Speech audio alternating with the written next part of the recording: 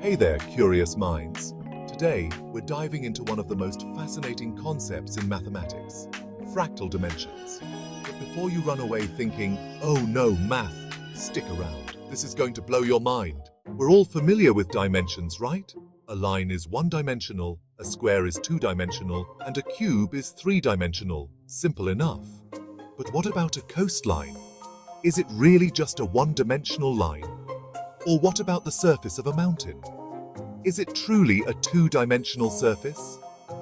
Nature isn't as simple as our basic geometry suggests. Enter fractals. Shapes that show similar patterns at different scales. Think about a tree. Each branch splits into smaller branches, which split again and again. This self-similarity is a key feature of fractals. Here's where it gets interesting. If you try to measure a coastline with a 1-kilometer ruler, you'll get one length. Use a 100-meter ruler, you'll get a longer length. Use a 1-meter ruler, even longer. The more detailed your measurement, the longer the coastline becomes. This is why we need fractal dimensions. Numbers that can be between our familiar whole dimensions. A coastline isn't quite a one-dimensional line, but it's not quite a two-dimensional surface either. It's somewhere in between. Let's look at a famous example. The Cantor set. Start with a line. Remove the middle third. Then remove the middle third of the remaining segments. Keep going forever. What's left is the Cantor set. Now here's the mind-bending part.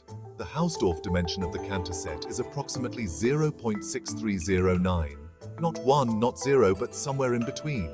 This number tells us how space-filling the set is. Think about it. It's more than a collection of points, dimension 0, but less than a full line, dimension 1. The fractional dimension perfectly captures this in-between nature. This isn't just mathematical curiosity. Fractal dimensions help us understand everything from the structure of blood vessels to the formation of galaxies, from stock market patterns to the growth of cities. So next time someone tells you something must be 1, 2, or 3-dimensional, you can smile, knowing that reality is far more fascinating.